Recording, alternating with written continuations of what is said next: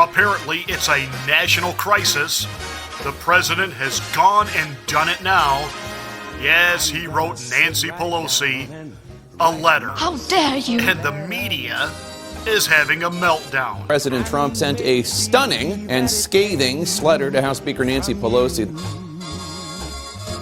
The letter accuses Democrats of violating their oaths of office and cheapening impeachment, trying to steal the 2020 election, and, quote, declaring open war on American democracy by pursuing impeachment. President Trump calls the abuse of Congress article of impeachment the abuse of power article of impeachment a completely disingenuous, meritless, and baseless invention of Pelosi's imagination.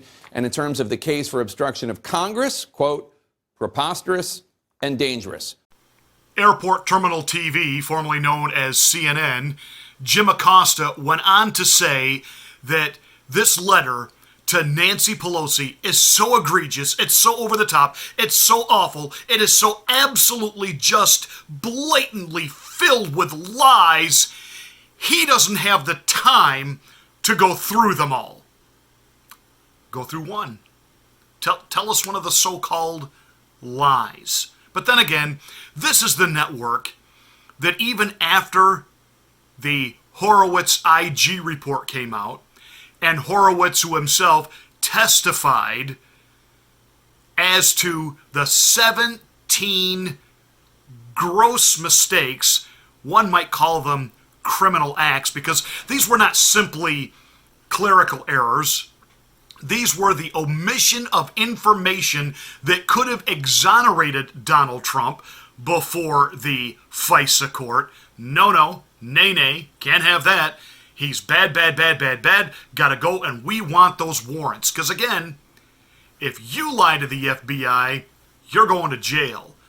But the FBI apparently is allowed to lie about you to a secret court and obtain warrants to wiretap you and spy on you, and James Comey with a straight face will look at Chris Wallace on Fox News Sunday and say, we didn't break any law, it was legal. We had probable cause, we had a warrant which you obtained under false information. But CNN doesn't have time to go through any of the 17 quote-unquote mistakes in the FISA warrant. So they're not going to go through the so-called mistakes of the Trump letter other than use it as an opportunity to bash the president with terms like he's enraged, this is unhinged, etc., etc., etc. I wouldn't want Nancy Pelosi praying for me, and I'm a pastor. In fact, I don't believe Nancy Pelosi when she says she's praying for the president. Bullhock. She admonishes all of her compadres to make sure today you don't do any gloating, because after all, this is a solemn occasion. We're impeaching a president. She wore black today. You know, she really is just, she thinks she has a flair for the dramatic, but she has a hard time pulling it off because she's old, she's senile, and her dentures keep falling out, and apparently the Pepsodent just ain't working anymore. You know, I'm really tired of her standing up there and having to fix her false teeth. It's not a good look for you, Nancy. It's just not. I'm not going to waste time talking about what the Democrats are doing today with this grandstanding. A couple have already defected. It'd be nice if a few more did. But nonetheless, they've already resolved what it is they're going to do today. And of course, CNN and PMSNBC and the rest of the lying legacy corporate corrupt mainstream media, this is an historic day. No, it's really not. You've been trying to impeach this guy since the day he got elected. You have brought the flimsiest of charges, no support whatsoever, and when Jake the Tapper says, well, it was not a perfect phone call, otherwise members of his own administration wouldn't be... Are members of his administration doing this? This was all triggered by a so-called whistleblower, whom we have yet to meet, thanks to Adam Schiff and the suppression of evidence. And the so-called witnesses that were being brought forth, disgruntled ex-ambassadors, people who were tossed out, thrown to the wayside, who have no direct first-hand information, and none of them, even under direct questioning, could answer the simplest question: what is the actual crime that the president committed that means he has violated his oath of office and should be impeached? And none of them answered anything. They just sat silent. But yet, according to that old has-been and drooling on himself, Bob De Niro, over with the hags over on The View, we've got to go through this process, as painful as uncomfortable it is, because Trump's got to be held accountable. You know, it's funny. De Niro's from New York. Trump's from New York. They're about the same age.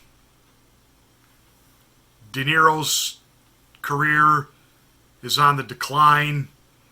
That's why he has to be in movies like Scorsese's, wannabe comeback to gangster movies where he has to use CGI to make 90-year-old guys look like they're 30 again, and it didn't work. They look awful. And yes, I'm talking about the movie The Irishman. I like the movie as far as the storyline and the way Scorsese lays it out, and nobody does a period piece better than he does, and he owns the mob genre. But I'm sorry. De Niro and Pesci looked ridiculous in their so-called CGI makeup. They did not, and it was not viable on any level that they were young men. Epic fail. But, they'll congratulate themselves and they'll get an Academy Award, even though, because, they know how to go up and stand in front of Hollywood and say, F Trump!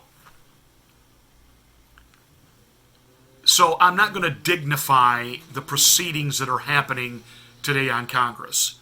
But I do want to point out the mainstream media meltdown over Trump writing a letter. Because this is the same media that they can't seem to admit now that Devin Nunez was right. I know you think I'm jumping the tracks here. Devin Nunez pointed out nearly 2 years ago that the FISA warrants were obtained illegally, fraudulently, that the FBI cooked the books, so to speak. They withheld needful evidence like disclosing that Carter Page, yes, he was talking to Russians. Did they tell the FISA court why? No, never mentioned that it was because he worked for the CIA and that was part of his job. They gave the inference that a presidential candidate, team member, Carter Page, was a Russian asset, cutting a deal, and that Russia was interfering with the 2016 election.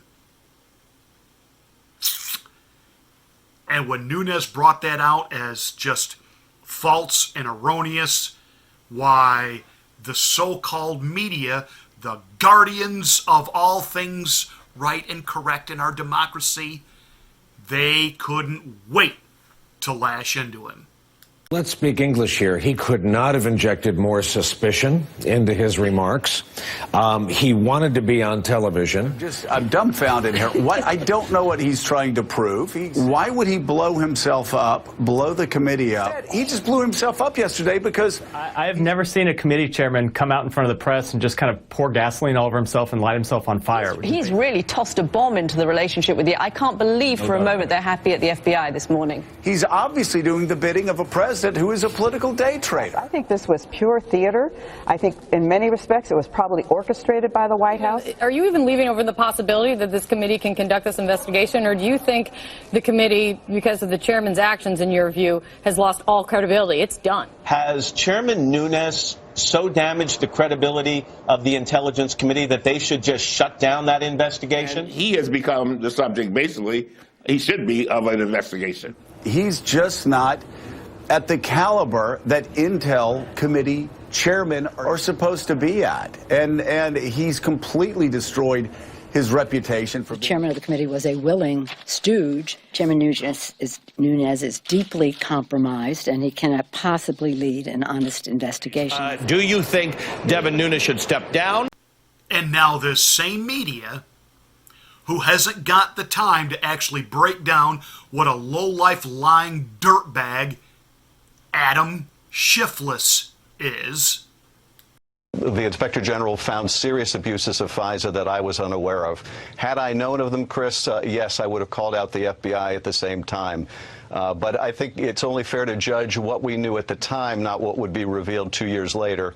So this takes us back to February of 2018 when Devin Nunez put out a memo and it said this: in the case of Carter Page, the government had at least 4 independent opportunities before the Foreign Intelligence Surveillance Court to accurately provide an accounting of the relevant facts. However, our findings indicate that, as described below, material and relevant information was omitted.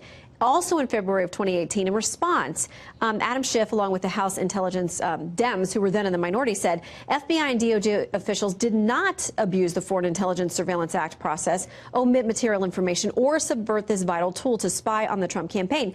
So these two have already butted heads over this information in February of 2018. What he says flies in the face, of course, of the IG report, but it also flies in the face of the much derided Devin Nunez memo that grew out of the Nunez-led House Intelligence Committee investigation of the investigation, and they had and the whole Trump-Russia affair. And for Schiff now to claim, when he not only saw what Nunez said but published a memo of his own rebutting it, that he didn't know about those abuses, is preposterous. I mean, that was February of 2018. They clearly were having the conversation then. And he says that he didn't know about that stuff. Well, of course he knew about it. Do you think he'll get called on the carpet by anybody who's been following this story for 2 years? Well, one of the wonders to me of modern media is the failure of my colleagues in this business to see through this guy Schiff. He has been dishonest repeatedly. He made extravagant claims about the amount of evidence he had of Russia collusion, evidence that it turned out that not even the Mueller team, with all of its investigative powers, did not discover, and that Schiff never specified. And of course, the report came out and basically blew up the Russia collusion theory. Now comes this whole question of FISA abuse, and he's still telling whoppers about that. It is amazing that he hasn't been called out. And then, of course, he gets tapped by Nancy Pelosi to lead the impeachment inquiry. What a liar. He did know about it. He was the one that fought Devin Nunez on bringing the evidence forward. Does the media talk about any of that now? No. Trump wrote Pelosi a letter. It was incoherent. It was ranting. It was He's pissed.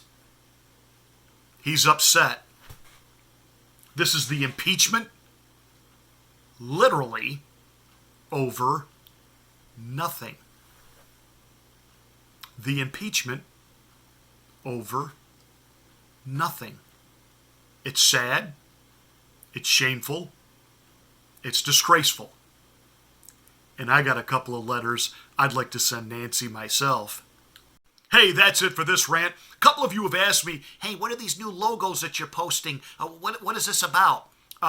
BitTube is really starting to launch my channel, so I want to drive you there. Go there, check it out. It's bittubers.com. bittubers.com. Won't cost you anything to join. Be a subscriber to my channel. Give me some thumbs up. Give us some views over there. And no, there's no exclusive or different content there. It's what I'm doing here. But in case we lose this platform, as the great YouTube purge is on, we want to have another platform established and ready to rock and roll. So help drive our numbers up over there. Appreciate it. Thank you. Let's continue to spread what we do here on YouTube and force YouTube to leave us alone. In other words, do not purge conservative voices.